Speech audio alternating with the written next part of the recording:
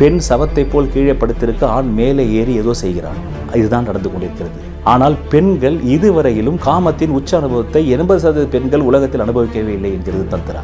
அதனால்தான் இன்றைக்கு எல்லா பெண்களும் கணவன்மார் மீது அவ்வளவு கடுகடுப்புடனும் கோபமாகவும் வசைப்பாடுகிறார்கள். அவரை ஒரு பொருட்டாகவே மதிப்பதில்லை. அவரை ஒரு ஸ்கூட்டர், பைக்கை போன்றுதான் ஒரு உயிரற்ற பொருளாக தான் நடத்துகிறார்கள். காரணம், காமத்திலே உடல் குலுங்குவதை அனைத்து நபர்களுமே, அனைத்து தனி மனிதர்களும் தவிர்க்கிறார்கள். காரணம், காமத்திலே உங்கள் உடல் முழுவதும் வெறி பிடித்த ஒரு மிருகத்தை போல் குலுங்க வேண்டும் என்கிறது தந்திரா. அப்படி குலுங்க அனுமதித்தால்தான் காம மையத்தில் உள்ள பாலுணர்வு உடல் முழுவதும் வியாபிக்கும்.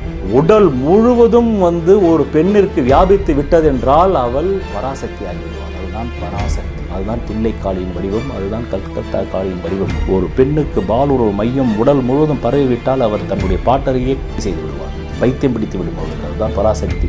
காரணம், ஒரு ஆணுக்கு விந்து வெளியேற்றத்தின் போது ஒரே ஒரு உச்ச அனுபவம் தான் வரும். ஒரு பெண்ணிற்கு மட்டும் நீங்கள் பாலுணர்வு மையத்தில் இருக்கும் அந்த சக்தியை உடல் முழுவதும் பரவ செய்து விட்டால் இது குலுங்குதலில் தான் பரவும். அதனால் தான் பெண்ணை சவம் போல கீழே போட்டு ஆண் மேலே செய்துவிட்டு உடனடியாக எஸ்கேப் ஆகிவிடுகிறான். அவளை காமத்தில் முழுவதுமாக அனுபவித்தால் பிறகு அவளுக்கு பல உச்ச அனுபவங்கள் வரும். ஆனால் ஆணுக்கோ ஒரு உச்ச அனுபவம் தான் வரும். அவளுக்கு பல விந்து உணர்வுகளை ஒரே நேரத்தில் பெற முடியும். இது வரலாற்றில் பதிவாகி உள்ளது. இதுக்கு ஆதாரங்கள் உள்ளது. இதை மாஸ்டர்ஸ் அண்ட் ஜான்சன்ஸ் தான் கண்டுபிடித்தார். அப்படி அவளுக்கு அந்த பாலுணர்வு மையத்திலிருந்து அந்த பாலுணர்வு மையத்திலேயே இருந்தால் அதை கட்டுப்படுத்துவது சுலபம் ஆணுக்கும் பெண்ணுக்கும்.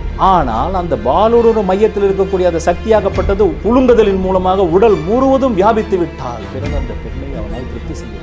பிறகு அந்த பெண்ணிற்கு உடனடியாக மீண்டும் ஒரு ஆண் தேவை. ஆனால் இந்த ஆணால் முடியாது, இந்த காதலனாலோ கணவனாலோ முடியாது. அப்போது வேறு சில ஆடவர்கள் அவளுக்கு தேவை. உலகம் எங்கிலுமே ஒருத்தனுக்கு ஒருத்தி என்ற சமூகத்தை தான் உலகம் கடைபிடிக்கிறது. பிறகு கூட்டு காமம் அந்த பெண்ணுக்கு தர முடியாது, இருந்தாலும் சமுதாய குற்றமாகிவிடும். அதனால் இதை மிகவும் அடக்கி வைத்தலே நன்று என்று எல்லா சமூக நாகரிகங்களும் காமத்தை அடக்க ஆரம்பித்தது. இதுதான் பேஸ். ஆனால் அந்த உயிர் ஓர் உடலாக இருக்கும் போது ஆணும் பெண்ணும் விந்து வெளியேற்றத்தை நாடாமல் குலுங்குதலில் கவனம் செலுத்தினார்கள். ஆனால் அவர்கள் உடல் முழுவதும் குலுங்க வேண்டும். அப்போது பைத்தியம் பிடித்ததை போல் கத்துவார்கள். எல்லா சமூக நாகரிகங்களும் காமத்திலே பெண்ணை முனக விடுவதே இல்லை. அதனால் தான் அவர்கள் முடமாகி போயிருக்கிறார்கள். தந்திரா சொல்கிறது, நீங்கள் முனகுங்கள், கத்துங்கள், காமத்தின் உச்ச அனுபவத்திலே என்னை கொல்லாதே என்று அந்த பெண் வாயிலிருந்து வர வேண்டும். அப்படி வந்தால் அவளை நீங்கள் கத்த விட்டீர்கள் என்று அர்த்தம். காரணம், இறப்பு. அங்கு இறப்பு ஏற்படுகிறது. காமத்தில் உச்சத்தில் இறப்பு ஏற்படுகிறது. உங்களுடைய ஆணவ இறப்பு, உடல் இறப்பு அல்ல, உங்கள் ஆணவம் அங்கே இறக்கிறது. உங்கள் வாழ்க்கையில் விடை காண முடியாத கேள்விகளுக்கு விடை சொல்ல வருகிறார் The one and only Hattrick Success Astrologer in India. ஜோதிட சத்குருஜி மெஹரு தன் சுய ஜாதகத்தின் மூலம் விழிப்புணர்வு பெற்ற ஒரு மறைபொருள் ஞானி. வணக்கம் என் உலகளாவிய ஜோதிட அன்பர்களே, அன்பிகளே. ஜோதிட சாஸ்திரத்திலே கேந்திராதிபதிகளின் திசை வந்தால்தான் ஒரு மனிதன் மிகுந்த ஐஸ்வர்யங்களை பெறுவான். அதைவிட ஒரு 10 மடங்கு ராஜயோகத்தை தர வேண்டும் என்றால் கோணாதிபதி திசை வர வேண்டும். அப்படி என்றால் கேந்திரம் என்றால் முதலில் என்ன என்று நான் ஜோதிடத்திற்கு வந்த நாளிலிருந்து ஏன் இந்த 2 திசைகளில் மாத்திரம் நன்மைகள் வர வேண்டும் என்று ஜோதிடம் சொல்கிறது என்பதை பல கோணங்களில் ஆராய்ச்சி செய்தேன். என் குருமார்களிடமும் நான் கேட்டு பார்த்தேன். அவர்களும் வெறும் பொதுவாக கேந்திராதிபதி திசைகள் என்று சித்தர்கள் சொல்லிவிட்டார்கள். அதை நாம் அப்படியே நம்ப வேண்டும். கோணாதிபதி திசை என்றும் சித்தர்கள் சொல்லிவிட்டார்கள். அதை நாம் நம்ப வேண்டும். ஏனென்றால் நாம் இந்த கலையை படைக்கவில்லை என்ற ஒரே ஒரு வார்த்தையோடு முடித்து கொண்டார். எனக்கு அந்த பதிலிலே திருப்தி இல்லை. எதற்காக கேந்திர கோணாதிபதி திசைகளில் மட்டும்தான் ஒரு மனிதன், அதுவும் இந்த 2 கிரகங்களும் சேர வேண்டும் என்கிறது ஜோதிடம். ஒரு கேந்திராதிபதியும் ஒரு கோணாதிபதியும் சேர்ந்தால்தான் ராஜயோகம். இல்லை என்றால் அதற்கு பெயர் வெறும் யோகம். மேலும் இந்த கேந்திர ஸ்தானங்களை ஆண் தன்மை ஸ்தானங்கள் என்று சொல்கிறது. அதாவது விஷ்ணு ஸ்தானங்கள். கேந்திரம் என்றால் விஷ்ணு ஸ்தானம். விஷ்ணு என்றால் ஆண். விஷ்ணு என்பவர் ஆண் தானே. கோணம் என்றால் லக்ஷ்மி. ஆக விஷ்ணுவும் மகாவிஷ்ணுவும் மகாலட்சுமியும் சேர்ந்தால்தான், அப்படி சேர்ந்து திசை நடப்பவர்கள் தான் வாழ்க்கையில் சகல ஐஸ்வர்யங்களும் பெறுவார்கள் என்று சொல்கிறது. மேலும் ராசி கட்டம் என்பது வட்டம் என்று சொல்கிறது ஜோதிடம். வட்டம் என்றால் இந்த பிரபஞ்சமே வட்ட வடிவில் தான் இருக்கிறது. அதனால் அது வட்டம். நாம் புரிந்து கொள்வதற்காகத்தான் தென் மாநிலங்களான கேரளா, கர்நாடகா, ஆந்திரா, தமிழ்நாட்டிலே சதுர வடிவத்திலே நாம் ராசி கட்டத்தை வடிவமைத்து பார்க்கின்றோம். ஆனால் உண்மையில் விஞ்ஞான ரீதியாக இது இருப்பதோ வட்ட வடிவில் தான். காரணம், இந்த பூமி வட்ட வடிவமானது. இந்த பூமி தன்னைத்தானே 24 முறை சுற்றி கொண்டு பிறகு போய் சூரியனை சுற்றுகிறது. அதனால் ராசி கட்டம் வட்டத்தில் தான் போட வேண்டும். வட இந்தியாவில் நீங்கள் பார்த்தீர்கள் என்றால் வட்டத்தில் தான் ராசி கட்டத்தை அமைந்திருப்பார்கள். அப்படி இந்த ஜோதிடத்திற்குள் நான் வந்த நாளிலிருந்து எதனால் இந்த கேந்திர கோணம், கேந்திரம் என்பது 1, 4, 7, 10, லக்னாதிபதி, சுகஸ்தானாதிபதி, கலத்திரஸ்தானாதிபதி, அதாவது மனைவி ஸ்தானாதிபதி, தொழில் ஸ்தானாதிபதி. கோணம் என்பது மீண்டும் லக்னம், மீண்டும் பூர்வ புண்ணியஸ்தானம், பாக்கியஸ்தானம். ஆக லக்னம் என்பது கேந்திரத்திலும் வருகிறது, கோணத்திலும் வருகிறது. இங்குதான் சூக்ஷ்மமே அடங்கியிருக்கிறது. நன்றாக நினைவு வையுங்கள். கேந்திர ஸ்தானத்திலுமே லக்னம் இடம்பெறும். லக்னம் என்பதுதான் நம்முடைய உடல், நம்முடைய உயிர், நம்முடைய சகல உடலில் உள்ள அங்கங்களும். கோணம் என்பது லக்ஷ்மி ஸ்தானம் என்று சொல்கிறது ஜோதிடம். அது பெண் தன்மை. கேந்திரம் என்பது ஆண் தன்மை. ஆக ஒவ்வொரு உயிருமே அந்தந்த உயிரின் தாய் தந்தையரான ஆண் பெண்ணுக்குத்தான், 2 பால் உணர்வு செல்களுக்குத்தான் பிறக்கிறது என்பதை ஒரு நிமிடம் எனது ஜோதிட வாசகர்களும் நண்பர்களும் மனதில் நிறுத்துங்கள். பிறகு உங்களுக்கு பலவிதமான உள்முக பார்வைகள் இதன் மூலம் ஏற்படும். ஆக லக்னத்திலே கேந்திரஸ்தானமும் இடம்பெறுகிறது. அதே லக்னத்திலே கோணஸ்தானம் என்று சொல்லக்கூடிய லக்ஷ்மி ஸ்தானமும் இடம்பெறுகிறது. அப்படி என்றால் விஷ்ணு ஸ்தானமான லக்னம் கேந்திரத்திலுமே விஷ்ணு ஸ்தானமான ஆண் தன்மையும் வருகிறது, கோணஸ்தானமான பெண் தன்மையும் வருகிறது. இதற்கான விடையை நான் தந்த்ரா என்ற நம்முடைய முன்னோர்கள் 5000 ஆண்டுகளுக்கு முன்பு தந்த்ரா என்றால் விரிவடைதல். ஒரு மனிதனின் மனமும் உள்ளமும் உயிரும் விரிவடையக்கூடிய ஒரு அனுபவம் காமத்தின் உச்ச பரவச நிலையில்தான் ஏற்படும் என்பதை தந்த்ரா உரைக்கிறது. இந்த ஜோதிட சாஸ்திரத்திலே கேந்திர கோணாதிபதிகளை பற்றிய ரசவாத விஞ்ஞான உண்மையை எனக்கு தந்த்ராவை அணுகிய போதுதான், அந்த தந்த்ராவை நான் பழகிய போதுதான், தந்த்ராவை நான் படித்த போதுதான் நான் தெரிந்து கொண்டேன். ஆக இதுதான் கேந்திர கோணம் என்று ஜோதிடம் உரைக்கிறது. அதுவும் கேந்திர ஸ்தானாதிபதிகளின் திசை நடந்தால் 40% தான் நன்மை தருமாம். கோணாதிபதிகளின் திசை நடக்கும் போதுதான் 70% நன்மையும் பெறுமாம். இந்த கேந்திரம் என்ற ஆண் தன்மையும் கோணம் என்ற பெண் தன்மையும் சேர்ந்தால் ராஜயோகமாம். அழகாக ஜோதிடம் சொல்லியிருக்கிறது, ஆனால் மறைபொருளாக சொல்லியிருக்கிறது. அதனால்தான் நான் மீண்டும் மீண்டும் சொல்வேன், ஜோதிடம் மிகவும் நுட்பமான மறைபொருள் சாஸ்திரம். உயர்ந்த புத்திசாலிகள் இதற்குள் இறங்கும் போதுதான் அந்த மறைமுகத்தை புரிந்து கொள்வார்கள். அதை புரிந்து கொள்ள வேண்டும் என்கிற வேட்கையில்தான் அவர்கள் அதை அனுபவ ரீதியாக புரிந்து கொள்வார்கள். இல்லை என்றால் ஓரொன்று ஒன்று ஈரொன்று 2 என்று மனப்பாட்டு கல்வி முறை போல் இந்த ஜோதிடத்தை 27 நட்சத்திரங்கள், 9 கிரகங்கள், 12 ராசிகள், 108 பாதங்கள், 360 டிகிரிகள் என்று சொல்லிவிட்டு போய்விடுவார்கள். அதனால்தான் நான் எத்தனையோ ஜோதிடம் போய் என்னுடைய ஜாதகத்தை நான் ஜோதிடம் கற்கும் முன்பு பார்த்தேன். அவருடைய ஒரு வரியை கூட என்னால் முழுசாக என் காதில் கேட்க முடியாது. அவ்வளவு போராக சொல்வார்கள், அவ்வளவு சாரமே இல்லாமல் சொல்வார்கள். அதில் எந்தவித உண்மையும் இருக்காது, அனுபவமும் இருக்காது, விஞ்ஞானமும் இருக்காது, மெய்ஞானமும் இருக்காது. இப்பொழுது நான் விளக்குகின்றேன் எதற்காக ஜோதிட சாஸ்திரம் கேந்திர கோணாதிபதிகளின் திசை வந்தால்தான் நீங்கள் ராஜயோகத்தை பெற முடியும். அதுவும் இந்த 2 கிரகங்கள் ஜாதக கட்டத்திலே இணைந்திருக்க வேண்டும். அதில் பெரிய கேந்திரம் என்பது 10, பெரிய கோணம் என்பது 9. இந்த 2 கிரகங்கள் சேர்ந்தால்தான் சகல ஐஸ்வர்யங்களும் பெற முடியும், ராஜயோகங்களும் பெற முடியும். இதற்கு பெயர் தான் தர்ம கர்மாதிபதி யோகம் என்று சொல்கிறது. அதற்கு அடுத்தபடியாக உள்ள கேந்திர கோணங்கள் சேரும் போது சதவீதம் குறையும். இது 100 என்றால் அடுத்தது 75, அடுத்தது 50, அடுத்தது 25 என்று நீங்கள் 4 ரேங்கில் இறக்கிக் கொள்ள வேண்டும். இதற்கு ஏன் இந்த கேந்திர கோணாதிபதி திசைகள் மாத்திரம் ஒரு மனிதன் வாழ்க்கையில் நடந்தால் அவன் ஐஸ்வர்யங்களை, சகல ஐஸ்வர்யங்களை பெறுகிறான் என்று சொல்கிறது என்பதற்கு தந்த்ராதான் இதற்கான விஞ்ஞான உண்மையை உரைக்கிறது. இப்போது அதை நான் உங்களுக்கு புரியும் வகையில் விளக்குகிறேன். தயவு செய்து உன்னிப்பாக கேட்டு விளங்கி புரிந்து கொள்ள நான் கேட்டுக்கொள்கிறேன். ஏனென்றால் இது மிகவும் ஆழமான விஞ்ஞான உண்மை. கடந்த 5000 ஆண்டுகளாக இதற்கு யாருமே விடையளிக்கவில்லை என்பதுதான் முக்கியமாக நீங்கள் கவனத்தில் கொள்ள வேண்டும். அப்படிப்பட்ட விஷயத்திற்கு நான் இப்போது விளக்கம் அளித்துக் கொண்டிருக்கிறேன். அதனால் தயவு செய்து நீங்கள் உங்கள் மொத்த புலன்களையும் இந்த கேட்டலில் நான் சொல்லும் இந்த விளக்குகின்ற இந்த ஓமானத்தில் உங்கள் குவிமையத்தை குவியுங்கள்.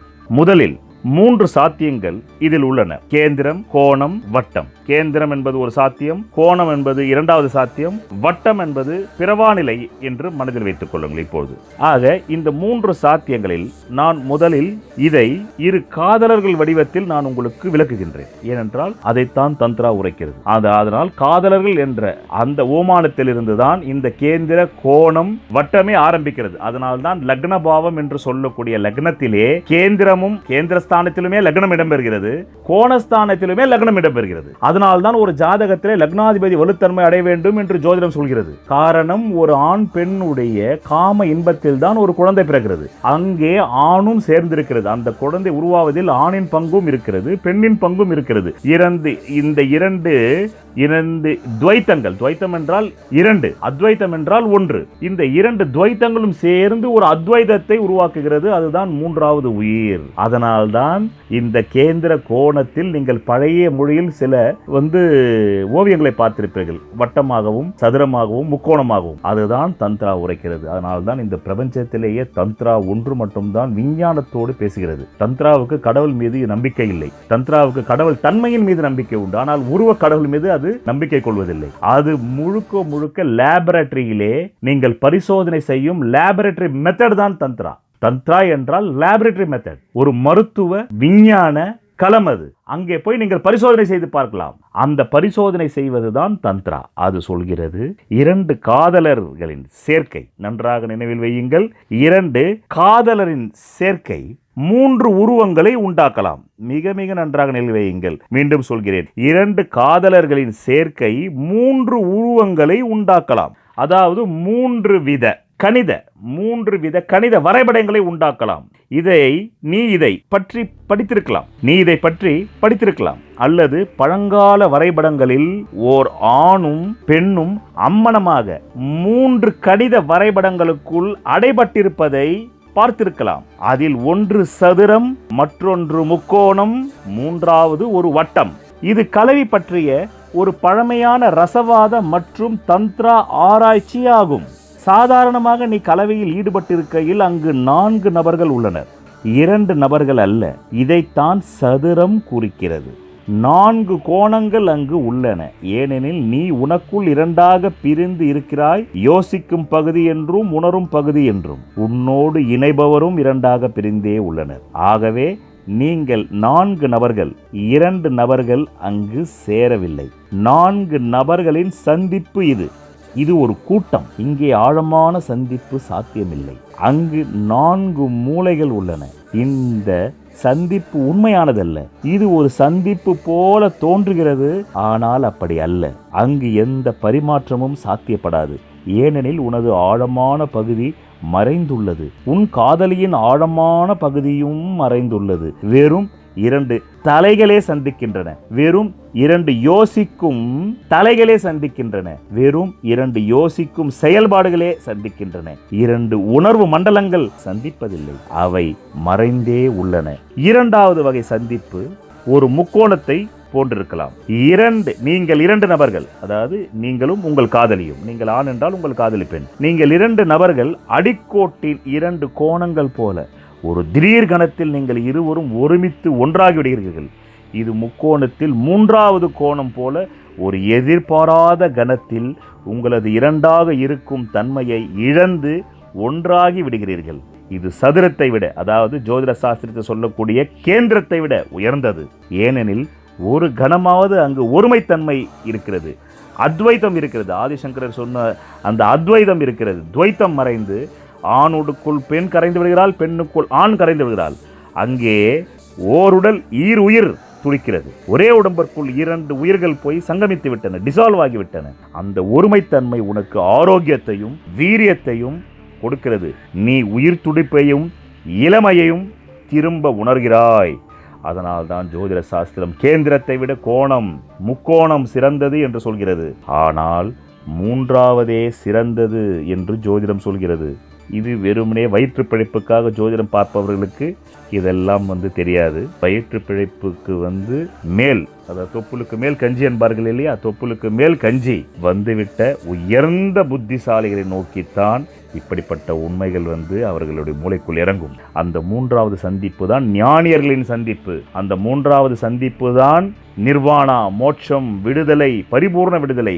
அதுதான் வட்டம். மேலும் இந்த 3வது தான் தந்த்ரா சேர்க்கையாகும். உண்மையிலேயே தந்த்ரா இங்குதான் வருகிறது. அதற்கு முன்பு இரண்டுமே, கேந்திரமுமே கோணமுமே உயர்ந்ததல்ல. அதாவது நீ மீண்டும் மீண்டும் ராசி கட்டத்திற்குள் பிறந்திருக்கும் ஒரு சூழ்நிலை தான் கேந்திரமும் கோணமும் உருவாக்குகிறது. உனக்கு மீண்டும் பிறப்பு வந்துவிடும், கேந்திரத்திலும் கோணத்திலும். என்ன, கேந்திரத்தை விட கோணம் சற்று உயர்வானது, அவ்வளவுதான். ஆனால் சிறந்தது அல்ல. உயர்வானது வேறு, சிறந்தது வேறு, நித்தியத்துவம் வேறு. ஆக கோணம் நித்தியத்துவ பாதை இல்லை, ஆனால் வட்டம் என்பது நித்தியத்துவம். நித்தியத்துவம் என்றால் என்றைக்குமே பேரானந்தத்தையும் ஆரோக்கியத்தையும் நீ உணர்ந்து கொண்டே இருப்பாய், உன் உடம்பிலேயே இருக்கும். அதுதான் வட்டம். அதுதான் நாம் போடும் ராசி கட்டம். இங்குதான் நாம் சதுரத்திலே போடுகிறோம். உண்மையில் விஞ்ஞான ரீதியாக ராசி கட்டம் என்பது வட்ட வடிவில் தான் இருக்கிறது. காரணம், இந்த பிரபஞ்சமே வட்ட வடிவம், இந்த பூமி வட்ட வடிவம், கோள்கள் எல்லாமே வட்ட வடிவம், மனிதனுடைய தலை வட்ட வடிவம், எல்லா மிருகங்களின் தலையும் வட்ட வடிவம், எல்லா உயிரினங்களும் வட்ட வடிவம். காரணம், சுழற்சி என்பது வட்டத்தில் தான் வரும். அதைத்தான் அதுதான் அந்த சுழற்சி. அதுவும் காம சுழற்சியும் வட்டத்தில் தான் வரும். அதனால் தான் நீங்கள் 69 என்ற ஒரு எண்ணியலை பார்க்கலாம். 69 அது ஒரு 6 என்பது பெண், 9 என்பது ஆண். இவர்கள் இருவரும் 69 ஃபோர்ஸில் காமத்தை அனுபவிப்பது என்று ஒன்று உண்டு. காம சாஸ்திரத்தில் அப்படி ஒரு ஒன்று உண்டு. அதனால் தான் இந்த 2 எண்களுக்கு நடுவில் மட்டும் வட்டம் வரும். காரணம், இந்த 2 எண்கள் தான் ரஜஸ்தன்மையை குறிக்கிறது. அதாவது காமத்தில் அதி தீவிரமாக இறங்கக்கூடியது இந்த 2 எண்கள் தான். என்ன அற்புதமான ஓமானம், என்ன அற்புதமான ஒப்புமை பார்த்தீங்களா, என்ன ஒரு அற்புதமான விஞ்ஞான உண்மை வெளிப்படுகிறது பார்த்தீங்களா. இதெல்லாம் தானாக எனக்கு வானமண்டலத்திலிருந்து தகவல்கள் கிடைத்து கொண்டிருக்கிறது. அதனால் நான் பேசிக் கொண்டிருக்கிறேன். ஆனால் இந்த மூன்றாவது சிறந்தது. இந்த மூன்றாவது சேர்க்கையே சிறந்தது என்று தந்த்ரா உரைக்கிறது. மேலும் இந்த மூன்றாவது தான், இந்தியே தந்த்ரா உரைப்பது தான் ஜோதிடம் வட்ட வடிவிலே ராசி கட்டத்தை போடுகிறது. மேஷம், ரிஷபம், மிதுனம், கடகம், சிம்மம், கன்னி, துலாம், விருச்சிகம், தனுசு, மகரம், கும்பம், மீனம். 12 ராசிகள் கொண்டதுதான் ஒரு வட்டம். அதுதான் 360 நாட்கள். அதுதான் ஒரு வருடம். 360 டிகிரிகள் என்று சொல்கிறது. 108 பாதங்கள் அதற்குள் அடக்கும், 12 ராசிகள் அதற்குள் அடக்கும், 27 நட்சத்திரங்கள் அதற்குள் அடக்கும். இந்த மூன்றாவதே சிறந்தது என்று ஜோதிடம் சொல்கிறது. ஆனால் இதை வெறும் வைத்து படைப்பிற்காக பார்க்கும் ஜோதிடர்களுக்கு இதெல்லாம் தெரியாது. ஞான நிலை எழுதிவிட்ட ஜோதிடர்களுக்கு தெரியும். இதை படைத்த ஜோதிட சித்தர்களுக்கு இது தெரியும். ஆனால் அவர்கள் தந்த்ராவை பார்த்து படித்துக் கொள்ளட்டும் என்று விட்டுவிட்டு சென்று விட்டார்கள். காரணம், அவர்களே தந்த்ராவை வைத்துத்தான் இந்த ராசி கட்டத்தையே படைத்திருக்கிறார்கள் என்பதுதான் சத்தியத்தின் சாட்சி. மேலும் இந்த மூன்றாவது தான் தந்த்ரா சேர்க்கையாகும். அதில் நீங்கள் வட்டமாகிறீர்கள். அங்கு எந்த கோணமும் இல்லை. மேலும் இந்த சந்திப்பு ஒரு கண சந்திப்பு அல்ல. இந்த சந்திப்பு உண்மையில் காலம் கடந்தது. இங்கு காலம் என்பதே இல்லை. நீ விந்து வெளியேற்றத்தை நாடாத போது மட்டுமே இது நடக்கும் சாத்தியம் உள்ளது. நீ விந்து வெளியேற்றத்தை நாடினால் அப்போது அது முக்கோண சந்திப்பாகிவிடும். மீண்டும் நீ இந்த ராசி கட்டத்துக்குள் பிறந்து மீண்டும் இறந்து மீண்டும் பிறந்து மீண்டும் இறந்து மீண்டும் ஒவ்வொரு கிரகத்திடமும் நல்லதையும் அனுபவித்து விட்டு மீண்டும் கெட்டதையும் அனுபவித்து விட்டு நீ இப்படியே செக்கு மாடு சுற்றுவது போல் சுற்றி கொண்டே இருக்க வேண்டும். செக்கு மாடை பார்த்தீர்கள் என்றால் அதை கட்டி விடுவார்கள். அது பாட்டுக்கு 24/7 சுற்றி கொண்டே இருக்கும். அதனால்தான் எண்ணெய் வரும். அதிலிருந்து தான் எண்ணெய் எடுப்பார்கள். இப்போது அந்த எண்ணெய் முறை இல்லை. முன்பு ஒரு காலத்தில் செக்கு எண்ணெய் என்பார்கள், செக்கில் எடுத்த எண்ணெய் என்பார்கள். ஆமாம், நிறைய வேர்க்கடலை போட்டு கடல் எண்ணெய் எடுப்பார்கள், நல்லெண்ணெய் எடுப்பார்கள். அப்படிப்பட்ட செக்கு மாடாக இருப்பது தான் கேந்திர சேர்க்கையும் கோண சேர்க்கையும். அதனால்தான் இந்த திசைகள் வந்தால் மனிதன் நல்லதையும் அனுபவிக்கின்றான், கெட்டதையும் அனுபவிக்கின்றான். ஞானிகளுக்கு நல்லதும் இல்லை, கெட்டதும் இல்லை. அதுதான் வட்டத்தை விட்டு வெளியேற வேண்டும். வட்டத்தை விட்டு, இந்த ராசி கட்டம் என்ற வட்டத்தை விட்டு நீங்கள் வெளியேற வேண்டும். எப்படி வெளியேற வேண்டும் என்பதனுடைய யுக்தியை தான் தந்த்ரா கற்றுக் கொடுக்கிறது. நீ விந்து வெளியேற்றத்தை நாடினால் அப்போது அது முக்கோண சந்திப்பாகிவிடும். மீண்டும் நீ ஜனனமன சக்கரத்துக்குள் இந்த ராசி கட்டத்துக்குள் சிக்கிக்கொள்வாய். மீண்டும் உன்னை 6ஆம் இடத்துக்கு அதிபதி கடன், வழக்கு, வம்பு, தும்பு, கோர்ட்டு, நாட்டு கச்சேரிகள் போட்டு உன்னை ஆழ்த்தும். 8 குடையின் அசிங்கம், அவமானம், மானபங்கம், மலை உச்சியிலிருந்து கீழே இடறி விழுதல், தற்கொலை, கொலை, கொள்ளை, சிறைவாசம் அனைத்தையும் கொடுக்கும். 12ஆம் இடம் நீ எடுக்கும் அனைத்து முயற்சிகளும் விரயத்தை கொடுத்துவிடும். ஏனெனில் விந்து வெளியேறிய கணத்திலேயே சந்திக்கும் புள்ளியை இழந்து விடுவாய். ஆரம்பத்துடனேயே தொடர்ந்து இரு, முடிவை நோக்கி நகராதே. எப்படி ஆரம்பத்துடனேயே தொடர்ந்து இருப்பது? பல விஷயங்களை நினைவில் கொள்ள வேண்டும். முதலாவது, கலவியை எங்கோ போவதற்கான ஒரு வழியாக எடுத்துக்கொள்ளாதே. தயவுசெய்து எடுத்துக்கொள்ளாதீர்கள். எதையோ அடையப் போவதில்லை, அதுதான் அதன் முடிவும். அதற்கு முடிவு இல்லை, அது எதையோ அடையும் வழி அல்ல. இரண்டாவதாக, எதிர்காலத்தை பற்றி யோசிக்காதே, நிகழ்காலத்தில் பொருந்திரு. கலவியின் ஆரம்ப பகுதியில் அந்த நிகழ்காலத்தில் உன்னால் பொருந்தி இருக்க முடியவில்லை என்றால் உன்னால் ஒருபோதும் நிகழ்காலத்தில் இருக்க முடியாது. ஏனெனில் கலவியின் இயற்கையே உன்னை நிகழ்காலத்திற்கு தூக்கி வீசும் தன்மை கொண்டதுதான். நிகழ்காலத்தோடு பொருந்தி இரு. 2 உடல்களின் 2 ஆன்மாக்களின் சந்திப்பை அனுபவி. ஒருவருக்குள் ஒருவர் கரையுங்கள், ஒருவருக்குள் ஒருவர் உருகிவிடுங்கள். எங்கும் போவதோ அடைவதோ பற்றி மறந்துவிடு. எங்கும் போகாமல் அந்த கணத்திலேயே இருங்கள், உருகுங்கள். கதகதப்பும் அன்பும் இருவர் ஒருவருக்குள் ஒருவர் உருகும் சூழ்நிலையாக உருவாக்கப்பட வேண்டும். அதனால்தான் அன்பு இல்லாவிட்டால் காமம் ஒரு அவசர செயலாய் ஆகிவிடுகிறது. மீண்டும் சொல்கின்றேன், அதனால்தான் அன்பு இல்லாவிட்டால் கலவி ஒரு அவசர செயலாய் ஆகிவிடுகிறது. நீ அடுத்தவரை பயன்படுத்திக் கொள்கிறாய், அடுத்தவர் ஒரு உபயோகம்தான், மேலும் அடுத்தவரும் முன்னை பயன்படுத்திக் கொள்கிறார்.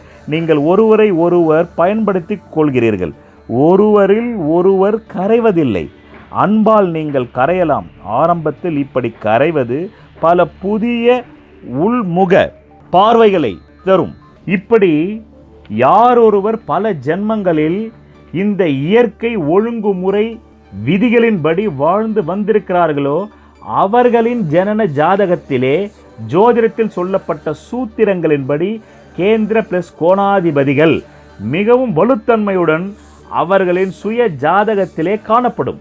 அவர்களே இந்த ஜென்மத்திலும் அனைத்து வித சுக போகங்களையும் அனுபவித்துவிட்டு இந்த சுக போகங்களெல்லாம் திகிட்டும் வரை அனுபவித்துவிட்டு சலிப்பு ஏற்பட்டவுடன் பிறவா நிலை என்னும் மோட்சத்தை நோக்கிய பயணம் ஆரம்பிப்பார்கள். பிறவா நிலை என்னும் மோட்சத்தை நோக்கிய பயணத்தை ஆரம்பிப்பார்கள். ராசிக்கட்டம் என்னும் வட்டத்தை விட்டு வெளியேறுவார்கள். ராசிக்கட்டம் என்னும் வட்டத்தை விட்டு ராசிக்கட்டம் என்னும் வட்டத்தை விட்டு வெளியேறி விடுவார்கள். இந்த பிரபஞ்ச இருப்பினுள் ஐக்கியமாகி விடுவார்கள், டிசால்வ் ஆகி விடுவார்கள். இதைத்தான் சமயங்கள் மோட்சம், விடுதலை, பிறவாநிலை, நிர்வாணா என்று பல பெயர்களில் குறிப்பிடுகிறது. ஆனால் பொருள் ஒன்றுதான். தெகிட்ட சிற்றின்பத்தை அனுபவித்துவிட்டு இந்த ஜோதிட சாஸ்திரத்தின் மூலமாக, இந்த ராசி கட்டத்தின் மூலமாக நீங்கள் பிறப்பெடுத்து 12 பாவங்களிலும் உள்ள அனைத்து விதமான உறவு முறைகளும், அனைத்து விதமான இன்ப முறைகளையும், அனைத்து விதமான செல்வ வளங்களையும் தெகிட்ட அனுபவித்து விட்டு அதே சிற்றின்பம் நித்தியத்துவமாக, நினைவில் கொள்ளுங்கள் நன்றாக, அதே சிற்றின்பம், இந்த 12 ராசி கட்டத்திற்குள்ள அதே சிற்றின்பம் நித்தியத்துவமாக கிடைக்கும் அனுபவத்தை பெறுவதற்கே பேரின்பத்தை நோக்கி நகர்வதாகும். அதுதான் நான் என் அனுபவத்தில் கொடுத்திருக்கும் ஒரு அனுபவ வார்த்தை. ஜோதிடம் பொருளோடு கூடிய அருளுக்கான பாதை. அதுதான் சிற்றின்பத்தை முழுமையாக மிச்சம் மீதி வைக்காமல் சலிப்பு வரும் வரை அனுபவித்துவிட்டு பேரின்ப வாயிலான அருளுக்கான பாதையை நோக்கி நகர்வதாகும். அதுதான் ராசி கட்டத்தை விட்டு வெளியேறுவதும் ஆகும். அப்படி என்றால் ஜோதிடத்தில் உள்ள ராசி கட்டத்துக்குள் மீண்டும் பிறவி எடுத்து 12 பாவங்களில் உள்ள நன்மை தீமையை இனி முட்டாள்தனமாக செக்கு மாடு எப்படி செக்கு மாடு எண்ணெயை கொண்டு வருவதற்காக எப்படி சுற்றி சுற்றி வருகிறதோ அப்படி நான் இனிமேல் இல்லாமல் இந்த 12 பாவங்களில் உள்ள நன்மை தீமையை இனி முட்டாள்தனமாக அனுபவிக்க எனக்கு விருப்பமில்லை. காரணம், இது ஒரு விதமான முட்டாள்தனமாக உள்ளது என்பதை உணர்ந்து கொள்ளும் மனிதனை தான் மத நூல்கள் ஞானி என்றழைக்கிறது. ஞானி என்ற வார்த்தையின் பொருள் இதுதான். செக்கு மாடு எப்படி ஒரு வட்டத்திற்குள்ளேயே சுற்றி சுற்றி மாவு அரைக்குமோ அப்படி நான் செக்கு மாட்டை போல் இல்லாமல் அந்த செக்கு மாட்டின் வட்டத்தை விட்டு, ராசி கட்டத்தின் வட்டத்தை விட்டு வெளியேறி முழு சுதந்திர மனிதனாக பேரானந்தத்தில் வாழப் போகிறேன் என்று முடிவெடுத்து வாழ்பவரின் பெயரே ஞானியர்கள். காலபுருஷ தத்துவ ஞானத்தின் 2ஆம் வீடான தனம், பொருளாதாரம். ஒரு மனிதனுக்கு பொருள் வந்தால்தான் தாரம் வரும். அதனால்தான் காலபுருஷ தத்துவ ஞானத்தின் 2ஆம் வீடு சுக்கிரனுடைய வீடாக இருக்கிறது. 2ஆம் இடம் பொருளாதாரத்தை குறிக்கிறது. பொருளா தாரமா? நீ எதை தேர்ந்தெடுக்கப் போகிறாய்? பணமுள்ள மனைவியா அல்லது நல்ல தாரத்தையா? அதனால்தான் பொருளா தாரமாக்கினார்கள். அதே காலபுருஷ தத்துவநாதத்தின் 7ஆம் வீடு சுக்கிரனின் வீடு தான். நான் சோதிட சாஸ்திரத்துக்குள் வந்த பொழுது, நான் இதை படித்து உணர்ந்த பொழுது நான் அறிந்து கொண்டது, கேந்திர கோணாதிபதிகள் திசைகள் வந்தால்தான் ஒரு மனிதன் வாழ்க்கையில் சுபிக்ஷம் ஏற்படும். ஆயுள், ஆரோக்கியம், ஐஸ்வர்யம், பணம், காசு, நகை, நட்டு, காரு, பங்களா வரும். ஏன் அப்படி சொன்னார்கள் என்றது நான் கற்றுக்கொண்டு வந்த 30 ஆண்டு காலமாக ஆராய்ச்சி செய்தேன். என் குருநாதரிடமும் கேட்டு பார்த்தேன். அவர்கள் அது கோணம், லட்சுமி ஸ்தானம், அதனால் தான் சொன்னார்கள் என்றதோடு நிறுத்தி கொண்டார்கள். இது கேந்திரம், விஷ்ணு ஸ்தானங்கள், அதனால் சொன்னார்கள். எனக்கு இந்த பதிலில் திருப்தி இல்லை. ஏதோ ஒரு உள்ளர்த்தம் இருக்க வேண்டும், கேந்திர கோணம் என்றால் ஏதோ ஒரு உள்ளர்த்தம் இருக்க வேண்டும் என்று தேடினேன். கிரியேட்டிவ் இஸ் கிராஸ் பிரீடிங் என்பார்கள். ஒரு தொழிலுக்கு தேவையான அறிவு வேறு ஒரு புதிய தொழில் கிடைக்கும். ஒரு உதாரணமாக, ஒரு இசை மேதையாக வருபவனுக்கு ஒரு தச்சு தொழில் செய்யும் போது அங்கு சில நுணுக்கங்கள் அவனுக்கு கிடைக்கும். அதனால தான் கிரியேட்டிவிட்டி கிராஸ் பிரீட் என்கிறார்கள். இரு வேறு மதத்தை சேர்ந்த ஆணும் பெண்ணும் திருமணம் செய்து கொண்டு பிறக்கும் குழந்தைகள் ஹைக்யூவில் மிகுந்த வளர்ச்சி பெறும் என்பதை இன்றைய விஞ்ஞானம் ஒப்புக்கொண்டுள்ளது. அப்படித்தான் நான் தந்த்ராவை அணுகினேன். நான் இதற்காக அணுகவில்லை, நான் அதை படித்தேன். அது மிக சுவாரஸ்யமாக இருந்தது. தந்த்ரா என்றால் எல்லோருமே காம படங்களை எடுக்கும்.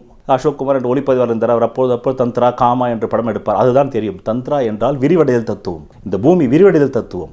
இதை பல்லாயிரம் ஆண்டுகள் முன் பரிசோதித்தார்கள். அந்த தந்த்ரா விஞ்ஞான் பைரவை நான் படிக்க ஆரம்பித்தேன். பிறகுதான் ஜோதிடத்திலே ஏன் கேந்திர கோணம் வந்தது என்பதை கண்டு வியந்தே போனேன். அதற்கும் ஸ்ரீ சுக்கராச்சாரியார் தான் காரணம் என்பதை தெரிந்து கொண்டேன். ஜோதிட சாஸ்திரத்திலே 1, 4, 7, 10 என்றால் கேந்திரம் என்றால் சதுரம், 4 தூண்கள் என்று நினைவு வைத்துக் கொள்ளுங்கள். காமத்திலே ஒரு ஆணும் பெண்ணும், ஒரு காதலனும் ஈடுபடும் போது அங்கே 2 உடல்கள் இல்லை, 4 உடல்கள் இருக்கிறது என்று தந்த்ரா சொல்கிறது. ஒரு ஆண் காமத்தில் ஈடுபடும் போது அவன் உணரும் பகுதியாகவும் யோசிக்கும் பகுதியாகவும் இருக்கிறான். அதனால் அவனுக்குள் இன்னொரு பெண் இருக்கிறாள். இவன் ஒரு பெண்ணோடு கலவி புரியும் போது அந்த பெண்ணின் முகத்தை மறந்து இவன் கற்பனையில் வேறொரு பெண்ணின் முகத்தை, அவனுக்கு பிடித்த பேரழகியின் உடலை நினைத்து கொண்டுதான் காமம் செய்கிறான். அதே போல்தான் அந்த பெண்ணும் இந்த காதலனுடன் காமம் செய்யும் போது அவளும் யோசிக்கும் பகுதியாகவும் உணரும் பகுதியாகவும் இருக்கிறார். அந்த பெண்ணும் தனக்கு மிகவும் பிடித்த ஏதோ ஒரு ஆடவரின் உடலையும் முகத்தையும் நினைத்து கொண்டுதான் இந்த காதலனோடு அவள் கலவி புரிகிறாள். இதைத்தான் தந்த்ரா கேந்திரம். இங்கு ஆழமில்லை, ஏதோ இருவருக்குள் இந்த விந்துவும் சுவனதும் வெளியேறுகிறது, அவ்வளவுதானே தவிர இந்த காமத்தில் ஆழமில்லை என்கிறது தந்த்ரா. இங்கே கூட்ட நெரிசல் அதிகமாக இருக்கிறது. இதைத்தான் ஜோதிட சாஸ்திரத்திலே கேந்திரம் என்றார்கள். உண்மையில் பார்த்தால் தமிழ் வார்த்தையே அல்ல. கேந்திரம் என்ற வார்த்தையும் கோணம் என்ற வார்த்தையும் பணபரம் என்ற வார்த்தையும் இது கிரேக்கத்து மொழி. கிரேக்கர்கள் நம்மை விட பெரிய ஆய்வை நடத்தியவர்கள் ஜோதிடத்திலே. அதனால்தான் கிரேக்கத்திலிருந்து வந்தது ஜோதிடத்திற்குள் இந்த கேந்திர கோணம் என்பது. ஜோதிட சாஸ்திரத்திலே கோணாதிபதி திசைகள் வந்தால்தான் உனக்கு சகல ஐஸ்வர்யம் கிடைக்கும் என்கிறது. கேந்திராதிபதி திசைகள் வந்தால் ஓரளவுக்கு கிடைக்கும் என்கிறது. ஓரளவு என்பது ஒரு 30%. கோணாதிபதி திசைகள் வந்தால்தான் 67% கிடைக்கும் என்கிறது. ஆக தந்த்ரா சொல்கிறது கேந்திரம் என்றால் அங்கே 2 உடல்கள் இல்லை, கலவையில் 4 உடல்கள் இருக்கிறது. இந்த ஆணுக்கு பிடித்த வேறொரு அழகான பெண்ணின் உருவத்தை இவன் நினைத்துக் கொண்டு கலவையில் ஈடுபடுகிறான். அந்த பெண்ணுடன் அந்த பெண்ணும் தனக்கு பிடித்த வேறொரு அழகான ஆடவனின் உடல் உருவத்தை நினைத்துக் கொண்டு அவளும் ஈடுபடுகிறாள். இந்த காமத்தில் ஆழம் இல்லாததால் இவர்கள் அத்வைதத்தை உணர முடியாது. அந்த ஒருமைத்தன்மை அவர்கள் உணர முடியாது. ஒன்றே குலம் ஒருவரே தேவன் என்ற அந்த அனுபவம் வராது என்கிறது தந்த்ரா. இரண்டாவது சற்றே இதைவிட உயர்ந்தது முக்கோணம். அதுதான் ஜோதிட சாஸ்திரத்திலே முக்கோணம் என்று சொல்கிறோம். கோணாதிபதிகள் கோணம் முக்கோணம் எல்லாம் ஒன்றுதான். ஆக முக்கோணம் நன்றாக வரைந்து கொள்ளுங்கள். முக்கோணம் இதிலே தந்த்ரா சொல்கிறது கேந்திரத்திலே கூட்ட நெரிசல். அங்கே 2 ஆண் 2 பெண், தனக்கு பிடித்த வேறொரு ஆண் வேறொரு பெண்ணை அவன் நினைத்து கொண்டு அவள் நினைத்து கொண்டு கலவையில் ஈடுபடுகிறார்கள். அங்கே ஆழம் இல்லை. ஏதோ ஒன்று உடல் ரீதியாக நடக்கிறது, ஆனால் ஆத்மா ரீதியில் இல்லை. இங்கே உடலும் ஆத்மாவும் 2 ஒன்றல கலக்கிறது என்கிறது. கோணத்திலே 3 கோணத்திலே கடைசியில் ஒரு கோடு வரும். அந்த கோட்டின் 2 முனைகளும் திடீரென்று ஒரு கனப்பொழுதில், ஒரு அசாதாரண பொழுதில் அந்த 2 பக்கங்களும், அதாவது ஒரு கோட்டின் 2 முனைகளும், இந்த ஒரு கோட்டின் 2 முனைகளும் சடார் என்று ஒன்று சேரும். அப்படி உயிர் ஓர் உடலாக மாறிவிடும். அந்த காதலன் அந்த காதலிக்குள் கரைய முயற்சிப்பான், அவள் உடம்புக்குள் புக முயற்சிப்பான். அந்த காதலி அந்த காதலின் உடலுக்குள், அந்த காதலின் உடலுக்குள் புக முயற்சிப்பாள். அப்போது அங்கே ஒரே உடல் உயிர் ஆனால் உடல் ஒன்றாகிவிடும். அங்கே துவைத்தம் மறைந்துவிடும், அத்வைத்தம் பிறந்துவிடும். ஆனால் இதுவும் ஒரே ஒரு கணத்திற்கு தான் நிற்கும். மீண்டும் நீங்கள் கீழே விடுவீர்கள். காரணம், இங்கும் நீங்கள் விந்து வெளியேற்றத்தை செய்கிறீர்கள். எப்போதெல்லாம் ஒரு ஆண் விந்து வெளியேற்றத்தை செய்கிறானோ அப்போதெல்லாம் அவன் சக்தியை இழக்கிறான். அதனால் தந்த்ரா சொல்கிறது காமத்தை எங்கோ செல்வதற்கான வழியாக நினைக்காதீர்கள், இது கேந்திரத்தை விட சற்று உயர்ந்தது, அவ்வளவுதான். அதனால்தான் ஜோதிட சாஸ்திரத்தில் கேந்திராதிபதியில் திசைகள் வந்தால் நீ விஷ்ணு ஸ்தானமாம், அதை ஆண் ஸ்தானமாக சொல்கிறது. விஷ்ணு ஸ்தானம் உனக்கு ஒரு 30% ஐஸ்வர்யம் கிடைக்கும். ஆனால் லக்ஷ்மி ஸ்தானம் என்று சொல்லக்கூடிய பெண் தன்மையான கோணம், அங்கே பெண் தன்மை காரணம், இயற்கையே பெண் தன்மையில் தான் நகர்கிறது. இயற்கைக்கு பெண் தன்மை அதிகம். அதனால்தான் இந்து கடவுள்களை பாருங்கள், எல்லோருக்குமே மீசை தாடி இருக்காது. அப்படி என்றால் அவர்கள் ஆண் தன்மை இழந்தவர்களா? அல்ல. ஒரு கடவுள் தன்மை அடைந்தவன் பெண்ணாகி விடுகிறான், ஒரு குருத்தன்மை அடைந்தவன் பெண்மையாகி விடுகிறான். அதனால தான் அதை லக்ஷ்மி ஸ்தானம் என்று சொன்னது ஜோதிடம். அந்த திசை வரும்போதுதான் ஒருவன் மிகுந்த ஐஸ்வர்யங்களை பெறுகிறான். ஆனால் அதையும் தாண்டி நிர்வாணா மோட்சம் என்று மதங்கள் கூறும் இடத்திற்கு தந்த்ரா இட்டு செல்கிறது நம்மை. அதுதான் இந்த இரண்டாவது முக்கோணத்திலே நீங்கள் காமத்தை அனுபவிக்கும் போது கேந்திரத்தை விட, கேந்திரத்தில் யோசிக்கும் பகுதியாகவும் உணரும் பகுதியாகவும் ஒரு ஆணும் இருக்கிறான், பெண்ணும் இருக்கிறாள். ஆனால் கோணத்தில் யோசிக்கும் பகுதியும் உணரும் பகுதியும் அழிந்து ஈருயிர் ஓர் உடலாக மாறிவிடுகிறது. அது கோணத்தில். ஆனால் அந்த கோணத்திலும் விந்து வெளியேற்றாமல் இருக்க வேண்டும் என்கிறது தந்த்ரா. அப்படி இருந்து உங்கள் உடல் முழுவதும் அந்த கோணத்திலே குலுங்க அனுமதியுங்கள் என்கிறது. உலகம் முழுவதுமே பெண் சவத்தை போல் கீழே படுத்திருக்க ஆண் மேலே ஏறி ஏதோ செய்கிறான். இதுதான் நடந்து கொண்டிருக்கிறது. ஆனால் பெண்கள் இதுவரையிலும் காமத்தின் உச்ச அனுபவத்தை 80% பெண்கள் உலகத்தில் அனுபவிக்கவே இல்லை என்கிறது தந்த்ரா. அதனால்தான் இன்றைக்கு எல்லா பெண்களும் கணவன்மார் மீது அவ்வளவு கடுகடுப்புடனும் கோபமாகவும் வசைப்பாடுகிறார்கள். அவரை ஒரு பொருட்டாகவே மதிப்பதில்லை. அவரை ஒரு ஸ்கூட்டர் பைக்கை போன்றுதான் ஒரு உயிரற்ற பொருளாக தான் நடத்துகிறார்கள். காரணம், இந்த காமத்திலே உடல் குலுங்குவதை அனைத்து நபர்களுமே, அனைத்து தனி மனிதர்களும் தவிர்க்கிறார்கள். காரணம், காமத்திலே உங்கள் உடல் முழுவதும் வெறி பிடித்த ஒரு மிருகத்தை போல் குலுங்க வேண்டும் என்கிறது தந்த்ரா. அப்படி குலுங்க அனுமதித்தால்தான் காம மையத்தில் உள்ள பாலுணர்வு உடல் முழுவதும் வியாபிக்கும். உடல் முழுவதும் ஒரு பெண்ணிற்கு வியாபித்து விட்டதென்றால் அவள் பராசக்தி ஆகிவிடுவாள். அதுதான் பராசக்தி. அதுதான் தில்லைக்காளியின் வடிவம். அதுதான் கல்கத்தா காளியின் வடிவம். ஒரு பெண்ணுக்கு பாலுணர்வு மையம் உடல் முழுவதும் பரவிவிட்டால் அவர் தன்னுடைய பாட்டரையே கொலை செய்து விடுவாள். பைத்தியம் பிடித்து விடும் அவளுக்கு. அதுதான் பராசக்தி. மண்டையோடுகளோடு இப்படி நின்று கொண்டிருக்கிறது. சிவனுடைய தலையையே கொய்து அது கால் கீழே போட்டு விட்டது, உடம்பை போட்டு நின்று விட்டது. காரணம், ஒரு ஆணுக்கு விந்து வெளியேற்றத்தின் போது ஒரே ஒரு உச்ச அனுபவம் தான் வரும். ஒரு பெண்ணிற்கு மட்டும் நீங்கள் பாலுணர்வு மையத்தில் இருக்கும் அந்த சக்தியை உடல் முழுவதும் பரவ செய்து விட்டால் இது குலுங்குதலில் தான் பரவும். அதனால் தான் பெண்ணை சவம் போல கீழே போட்டு ஆண் மேலே செய்துவிட்டு உடனடியாக எஸ்கேப் ஆகிவிடுகிறான். அவளை காமத்தில் முழுவதுமாக அனுபவித்தால் பிறகு அவளுக்கு பல உச்ச அனுபவங்கள் வரும். ஆனால் ஆணுக்கோ ஒரு உச்ச அனுபவம் தான் வரும். அவளுக்கு பல விந்து உணர்வுகளை ஒரே நேரத்தில் பெற முடியும். இது வரலாற்றில் பதிவாகி உள்ளது. இதுக்கு ஆதாரங்கள் உள்ளது. இதை மாஸ்டர்ஸ் ஜான்சன்ஸ் தான் கண்டுபிடித்தார். அப்படி அவளுக்கு அந்த பாலுணர்வு மையத்திலிருந்து அந்த பாலுணர்வு மையத்திலேயே இருந்தால் அதை கட்டுப்படுத்துவது சுலபம் ஆணுக்கும் பெண்ணுக்கும். ஆனால் அந்த பாலுணர்வு மையத்தில் இருக்கக்கூடிய அந்த சக்தியாகப்பட்டது குலுங்குதலின் மூலமாக உடல் முழுவதும் வியாபித்து விட்டால் பிறகு அந்த பெண்ணை அவனால் திருப்தி செய்ய முடியாது. பிறகு அந்த பெண்ணிற்கு உடனடியாக மீண்டும் ஒரு ஆண் தேவை. ஆனால் இந்த ஆணால் முடியாது. இந்த காதலனாலோ கணவனாலோ முடியாது. அப்போது வேறு சில ஆடவர்கள் அவளுக்கு தேவை. உலகம் எங்கிலுமே ஒருத்தனுக்கு ஒருத்தி என்ற சமூகத்தை தான் உலகம் கடைபிடிக்கிறது. பிறகு கூட்டு காமம் அந்த பெண்ணுக்கு தர முடியாது. தெரிந்தாலும் சமுதாய குற்றமாகிவிடும். அதனால் இதை மிகவும் அடக்கி வைத்தலே நன்று என்று எல்லா சமூக நாகரிகங்களும் காமத்தை அடக்க ஆரம்பித்தது. இதுதான் பேஸ். இல்லை என்றால் அவள் பராசக்தி ஆகிடுவாள். அவ்வளவுதான். அவளை அடக்கவே முடியாது. அதனால் மனிதன் நீ அவளுக்கு மறுத்ததனால் உனக்கும் நீ அது மறுப்பு வந்துவிட்டது. அதனால் யாருமே காமத்தின் வாயிலாக தான் எல்லோருமே வந்தார்கள். நீங்கள் இன்றைக்கு படங்களிலே வைத்து கும்பிடும் அனைத்து கடவுள்களும் அவருடைய தாய் தந்தையின் காமத்திற்குத்தான் வந்தார்கள். ஆக வந்த இடத்தை நீங்கள் கதவை மூடிவிட்டதால் மீண்டும் அந்த உங்கள் தாய் வீட்டிற்குள் நுழைய முடியவில்லை. அந்த பிரபஞ்ச தாய் வீட்டிற்குள் நுழைய முடியும். அதனால் தான் சந்திரனை மாத்தூர் காரகன் என்று மேஷ எல்லைக்கு பக்கத்து எல்லையில உச்சம் பெற வைத்தார்கள். எப்படி ஒரு குழந்தை 9 மாதங்கள் எந்த விதமான முயற்சியும் இல்லாமல் அது தன் தாயின் கருவறையில் இருந்ததோ, மீண்டும் பிரபஞ்ச தாயின் கருவறையில் ஞானிகள் புகுகிறார்கள். இந்த தந்த்ராவை பழகியவர்கள், இதை அனுபவித்தவர்கள் புகுகிறார்கள். இதை பழகாதவர்கள் அந்த வழி தெரியாமல் பேய்களை போல் உலவுகிறார்கள் இறந்த பின். ஆக தந்த்ரா சொல்கிறது, இந்த முக்கோணத்திலே காமத்திலே விந்து வெளியேற்றத்தை நாடாதீர்கள் என்று சொல்கிறது. விந்து வெளியேற்றத்தை நீங்கள் நாடவே கூடாது. விந்து வெளியேற்றமே ஒரு ஆண் செய்யக்கூடாது, பெண்ணும் செய்யாமல் உங்கள் உடல் முழுவதும் எந்த அளவிற்கு குலுங்குமோ, ஒரு புயல் காற்று சூறாவளி காற்று வீசினால் எல்லா இலைகளும் முதிர்ந்து கீழே விழுமல்லவா, அப்படி உங்கள் உடம்பில் உள்ள ஒவ்வொரு செல்லும் நாட்டியம் ஆட வேண்டும். இதுதான் நடராஜருடைய நாட்டியம். இதுதான் சிவன் தில்லையிலே ஆடிய நாட்டியம். இதுதான் சிவபெருமானுடைய கையிலே நடனம். ஆக அப்படி அந்த நடனம் போல் ஆட வேண்டும். உங்கள் ஒவ்வொரு செல்லும் ஆட வேண்டும், துடித்து ஆட வேண்டும். அப்படி ஆடி ஆடி ஆடி ஆடி ஆடி ஆடி ஆனால் மிகவும் கவனமாக இருக்க வேண்டும். விந்து வெளியேற்றம் வரக்கூடாது. காரணம், விந்து வெளியேற்றம் வந்தவுடன் பிறகு நீங்கள் மீண்டும் தளர்வுறுவீர்கள். அந்த தளர்விலே உங்களுக்கு தூக்கம் தான் வரும். அதனால் தான் 12ஆம் இடத்தை தூக்கஸ்தானம் என்றார்கள். 12ஆம் இடத்தை சயனஸ்தானமும் என்று சொன்னார்கள். அதே 12ஆம் இடத்தை நீ விந்து வெளிவிட்டு விட்டால் உனக்கு தூக்கம் வந்துவிடும். ஆனால் அதனால் தான் விந்து வெளியேறக்கூடாது என்பதால் தான் சுக்கிரனை அங்கே உச்சமாக்கினார்கள். எப்போதுமே சுக்கிரபலம் உள்ளவன் அவ்வளவு சீக்கிரமாக அவன் காமத்தில் பலகீனனாக மாட்டான். அவன் பேரின்ப காமத்தை தான் விரும்புவான்.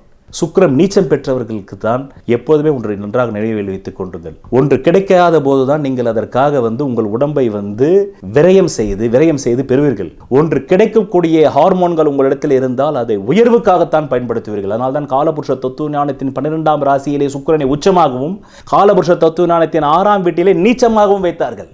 காரணம், சுக்கிரன் நீச்சம் பெற்றுவிட்டால் உனக்கு பெண்ணே கிடைக்காது. சுக்கிரன் உச்சம் பெற்றுவிட்டால் உனக்கு பெண் கிடைக்கும், நல்ல பெண் கிடைக்கும், மகாலட்சுமி போன்ற பெண் கிடைக்கும். அப்போது நீ இந்த முயற்சி அவரிடம் செய்து பார்க்கலாம். ஆக தந்த்ரா சொல்கிறது, முக்கோணத்திலே விந்து வெளியேற்றத்தை நாடாத பொழுதுதான் இந்த குலுங்குதலின் மூலமாக நீங்கள் 3வது கட்டத்திற்கு செல்ல முடியும். முதல் கட்டம் கேந்திரம். அங்கே 2 ஆண் 2 பெண் இருக்கிறார்கள். அந்த ஆண் யோசிக்கும் பகுதியாகவும் உணரும் பகுதியாகவும் இருக்கிறான். இந்த பெண்ணும் யோசிக்கும் பகுதியாகவும் உணரும் பகுதியாக இருக்கிறாள். ஆனால் முக்கோணத்திலே கீழே உள்ள அடி அந்த கோட்டின் 2 முனைகளும் ஒரு கணத்தில் ஒன்றிணைவதைப் போல் ஈர் உயிர் ஓர் உடலாக ஆகிவிடுகிறார்கள். ஆனால் அந்த ஈர் உயிர் ஓர் உடலாக இருக்கும்போது ஆணும் பெண்ணும் விந்து வெளியேற்றத்தை நாடாமல் குலுங்குதலில் கவனம் செலுத்தினார்கள். ஆனால் அவர்கள் உடல் முழுவதும் குலுங்க வேண்டும். அப்போது பைத்தியம் பிடித்ததை போல் கத்துவார்கள். எல்லா சமூக நாகரிகங்களும் காமத்திலே பெண்ணை முனக விடுவதே இல்லை. அதனால் தான் அவர்கள் முடமாகி போயிருக்கிறார்கள். ஆக தந்த்ரா சொல்கிறது, நீங்கள் முனகுங்கள், கத்துங்கள், காமத்தின் உச்ச அனுபவத்திலே என்னை கொல்லாதே என்று அந்த பெண் வாயிலிருந்து வர வேண்டும். அப்படி வந்தால் அவளை நீங்கள் கத்தவிட்டீர்கள் என்று அர்த்தம். காரணம், இறப்பு. அங்கு இறப்பு ஏற்படுகிறது. காமத்தில் உச்சத்தில் இறப்பு ஏற்படுகிறது. உங்களுடைய ஆணவ இறப்பு, உடல் இறப்பு அல்ல, உங்கள் ஆணவம் அங்கே இறக்கிறது. இறக்கும் போது இந்த அனுபவத்தை அப்படியே பல நாட்கள் பிராக்டிஸ் செய்யும்போது மனதிற்குள் நீங்கள் கற்பனை செய்து கொள்ள வேண்டும் ஒரு வட்ட உணர்வை. அதற்கு நீங்கள் கண்களை மூடியபடி செய்ய வேண்டும். இது ஆணை விட பெண்ணிற்கு சுபம். எல்லா பெண்களுமே காமத்தில் வரும்போது கண்ணை மூடிக்கொள்வார்கள். அதனால் இந்த அனுபவம் பெண்களுக்கு மிக இலகுவாக வரும், இயற்கையாகவே வரும். ஆண் கண்ணை திறந்து கொண்டே இருப்பான், பெண் கண்ணை மூடிக்கொண்டிருப்பாள். ஏனென்றால் இந்த குலுங்குதலின் அனுபவத்தின் போது நீங்கள் கண்களை மூடினால்தான் உங்களுக்கு ஒரு வட்ட உணர்வை, ஒரு வட்ட வடிவம், அதுதான் ராசிக்கட்டம். நாம் போடும் ராசிக்கட்டம் என்பது சதுரம். ஆனால் வடக்கிலே ராசிக்கட்டத்தை பாருங்கள். வடக்கில் ஜாதகத்தை நார்த் இந்தியன் ஸ்டைல் படி போட்டால் அது வட்டமாக வரும். ஆக முதலிலே கேந்திரம். அந்த திசைகள் ஓரளவே நன்மை தரும் என்று சொல்கிறது. ஒரு 40% 30% அவ்வளவுதான். ஆக கோணம் 70-75% நன்மைகளை தரும். ஆக வட்டம் என்றைக்குமே நிரந்தரமான ஐஸ்வர்யத்தை தரும் என்று தந்த்ரா உரைக்கிறது. ஆக தந்த்ரா சொல்கிறது, நீங்கள் கோணத்திலிருந்து வட்டத்திற்கு செல்ல வேண்டும். அப்படி என்றால் கோணத்திலே விந்து வெளியேற்றத்தை நாடாமல் கடைசி கோட்டின் 2 முனைகளும் ஒன்றிணைவதைப் போல் ஒரு ஆணும் பெண்ணும் ஒரு கனப்பொருளில் அத்வைதத்திற்குள் வருகிறார்கள். துவைத்தமாக இருந்தவர்கள் அத்வைதமாகி விடுகிறார்கள். அதுதான் ஈர் உயிர் ஓர் உடலாகி விடுகிறார்கள். அப்போது விந்து வெளியேற்றத்தை நாடாத போது குலுங்கலில் ஈடுபட வேண்டும். எவ்வளவுக்கு எவ்வளவு உங்கள் உடல் குலுங்குமோ அவ்வளவு குலுங்க அனுமதியுங்கள். இந்த அனுபவம் தான் வட்டத்திற்கு பயன்படும். பிறகு 3வதைத்தான் தந்த்ரா சேர்க்கை என்று சொல்கிறது. அங்கே ஆண் தேவையில்லை. ஒரு பெண்ணாக இருந்தால் எதிர்பாலனமே தேவையில்லை. காரணம், எதுவரையிலும் நீங்கள் எதிர்பாலனத்தை நாடுகிறீர்களோ அதுவரையிலும் நீங்கள் சார்ந்திருக்கிறீர்கள். பிரபஞ்ச தாய்க்குள் ஐக்கியமாவதில்லை, பிரபஞ்ச தந்தைக்குள் ஐக்கியமாவதில்லை, அந்த சூரியனுக்குள் ஐக்கியமாவதில்லை. அதனால்தான் காலபுருஷ தத்துவஞானத்தின் முதல் ராசியிலே சூரியன் என்ற தந்தை உச்சமாக, அவனுக்கு இடது பக்கத்திலே தாய் என்று சொல்லக்கூடிய சந்திரன் உச்சமாக, இந்த பக்கத்தில் மறு தாய், அதாவது ஒரு ஆணுக்கு 2 தாய் உண்டு. முதலில் பெற்றெடுத்த தாய், பிறகு காம வீட்டை மீண்டும் பெற்றெடுத்த தாய் எங்கிருந்து பெற்றெடுத்தாலோ அதே வீட்டை காண்பிப்பது தாரம். அதனால்தான் தாய்க்கு பின் தாரமாக்கினார்கள். அவனும் ஒரு தாய் தான். காந்தி ஒரு மாநாட்டிற்கு சென்றிருக்கிறார். அப்போது கஸ்தூரிபாயும் கூட சென்றிருக்கிறார். விழாவை ஏற்பாடு செய்தவர்கள், நாங்கள் காந்தியை வரவேற்பதில் மகாத்மாவை வரவேற்பதில் பெருமகிழ்ச்சி அடைகிறோம். ஆனால் அந்த மகாத்மாவை பெற்றெடுத்த தாயும் இங்கு வந்திருக்கிறார் என்பதில் நாங்கள் பெருமகிழ்ச்சி அடைகிறோம் என்றவுடன் பிறகு காந்தியின் பிஏவுக்கு பயம் வந்துவிட்டது. ஐயோ, கஸ்தூரிபாய் மனைவி, அவரை போய் இவர்கள் தாய் என்று சொல்லிவிட்டார்களே, என்ன இது? காந்தி எவ்வளவு கோபித்துக் கொள்ள போகிறார்? நமக்கு இன்னைக்கு செம டோஸ் இருக்குது இந்த மீட்டிங் முடிஞ்ச உடனே அப்படின்னு பதறுகிறார். மீண்டும் விழா அமைப்பாளர் ஓடி ஏதாவது சொல்லலாமா என்பதற்குள் காந்தியை கூப்பிட்டு விட்டார்கள். அவர் மைக்காண்டு வந்து விட்டார். பிறகு அவர் மைக்கை பிடித்தார். அப்போது காந்தி சொல்கிறார், ஆம், இந்த விழா அழைப்பாளர்கள் மிக அற்புதமான ஒரு பேருண்மையை இந்த விழாவில் சொல்லியிருக்கிறார்கள். என் மனைவி கடந்த சில மாதங்களாக எனக்கு தாயாகிவிட்டால் இப்பொழுது அவள் எனக்கு தாரமில்லை என்று சொன்னார். அதனால்தான் காலபுருஷ தத்துவ ஞானத்தின் முதல் ராசியான மேஷத்திலே தந்தை என்று சொல்லக்கூடிய சூரியன் உச்சம் பெற, அதற்கு வலதுபுறத்திலே மாத்துர்காரகன் என்று சொல்லக்கூடிய சந்திரன் உச்சம் பெற, அதற்கு இடதுபுறத்திலே கலத்திரகாரகன் என்று சொல்லக்கூடிய சுக்கிரன் உச்சம் பெறுகின்றான். முதலில் பிரபஞ்ச தந்தை பார்வதி தேவி என்று சொல்லக்கூடிய ஒவ்வொரு கிரகத்துக்கும் ஒரு அதிதெய்வம் உண்டு. அந்த சந்திரனிடம் ஒப்படைக்கிறார். அந்த பிரபஞ்ச தாய் கருவறையிலிருந்து ஒரு குழந்தை வருகிறது. பிறகு அவன் தன்னுடைய மனைவியிடம் ஒப்படைக்கப்படுகிறான். அந்த மனைவி மீண்டும் அந்த காமத்தின் தந்த்ரா என்ற அந்த காமத்தின் வழியாக மீண்டும் அந்த பிரபஞ்சத்தாயோடு ஐக்கியமாக்கி விடுகிறாள். ஆஹா, இது வல்லவா சுகம் தரும் சுக்கிர கிரக பயிற்சி. இது நான் பேசவில்லை, சுக்கிரனே என் மேல் ஏறி பேசுகின்றான். நான் காலியாகிவிட்டேன், என் பாத்திரம் காலியாகிவிட்டது.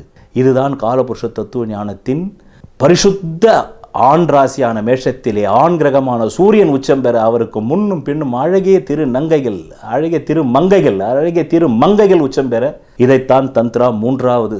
அந்த மூன்றாவது இந்த இரண்டாவதை முழுவதுமாக விந்து வெளியேற்றம் இல்லாமல் நீங்கள் அனுபவித்தால்தான் மூன்றாவது கதவு திறக்கும். அந்த மூன்றாவது கதவு வட்டம். ஆக குலுங்குதலிலே ஆணும் பெண்ணும் கற்பனை செய்து கொள்ள வேண்டும் வட்டம். ஆக மூன்றாவதிலே ஒரு ஆணுக்கு பெண் தேவையில்லை, ஒரு பெண்ணுக்கு ஆண் தேவையில்லை. இந்த இரண்டாவதிலே அவர்கள் உடல் குலுங்கிய அனுபவத்தை ஒரு வட்ட வடிவமாக அவர்களுடைய நெத்தி புருவத்திற்கு மேல் இருக்கக்கூடிய மூன்றாவது விழி விஞ்ஞான அந்த மூன்றாவது விழியின் விஞ்ஞானமான அந்த மூன்றாவது நேத்திரத்தை கற்பனை செய்து கொண்டு அந்த இடத்துல ஒரு வட்டம் உருவாகிவிட்டதை போல் கற்பனை செய்து கொண்டு தியானத்தில் அமர வேண்டும். கத்த முடிந்தால் கத்த வேண்டும், கூச்சமே படக்கூடாது இந்த விஷயத்தில். ஆக அந்த கற்பனையோடு, அந்த கோணக்காதலின் கற்பனையோடு, அந்த கோணத்திலே ஏற்பட்ட அந்த காம அனுபவத்தை அவர்கள் கற்பனை செய்து அனுபவிக்க வேண்டும். அந்த குழுங்கத்தில் அனுப்பி அப்போது கண்கள் மூடிய நிலையில் ஏன் இருக்க வேண்டும் என்றால் அப்போதுதான் வட்டத்தை உருவாக்க முடியும்.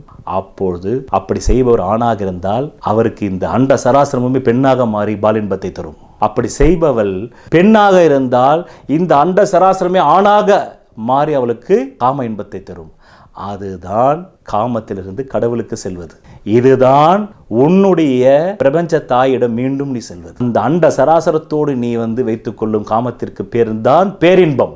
ஒரு பெண்ணுடன் நீ வைத்துக் கொள்ளும் காமத்திற்கு பேர் தான் சிற்றின்பம். இந்த பேரின்பம் தான் மூன்றாவது வட்டம். அதனால்தான் 69 6 என்பது சுக்கிரனுடைய எண்ணியல் கணக்கிலே, எண்கணிதத்திலே சுக்கிரனுடைய எண் 6, அதில் ஒரு வட்டம் வரும். அதே போல் செவ்வாய்க்கு 9 என்னும் போது இப்படியே இந்த 6ஐ அப்படியே மேல் நாட்டினால் அது 9ஆக மாறிவிடும். அப்படி என்றால் செவ்வாயிலும் வட்டம் வரும், சுக்கிரனுடைய எண்ணான 6லும் வட்டம் வரும், செவ்வாயின் எண்ணான 9லும் வட்டம் வரும்.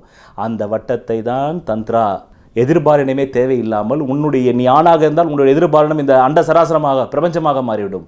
நீ பெண்ணாக இருந்தால் இந்த அண்ட சராசரம் ஆணாக மாறிவிடும். ஆனால் தான் காமத்திலே கூட 69 என்று ஒன்று உண்டு. அந்த யுக்தியின் மூலமாகத்தான் இந்த தந்த்ரா நிறைவடைகிறது. 6ஐயும் 9ஐயும் போட்டால் சர்க்கிள் உருவாகும். 6லும் ஒரு சர்க்கிள் வரும், 9லும் ஒரு சர்க்கிள் வரும்.